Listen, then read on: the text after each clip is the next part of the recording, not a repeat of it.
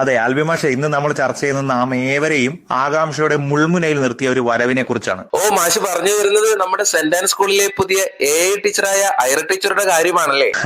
സത്യം, പ്രവേശനോത്സവ ദിനത്തിൽ ഐര ടീച്ചർ ഒരു താരമായിരിക്കും. ജൂൺ 2-ാം തീയതി ടീച്ചർ എത്തുമല്ലോ അല്ലേ? തീർച്ചയായും കുട്ടികളുടെ പഠന പ്രവർത്തനങ്ങളിൽ ടീച്ചറെ കൂടി ഉൾപ്പെടുത്തുമായിരിക്കും അല്ലെ സാറേ?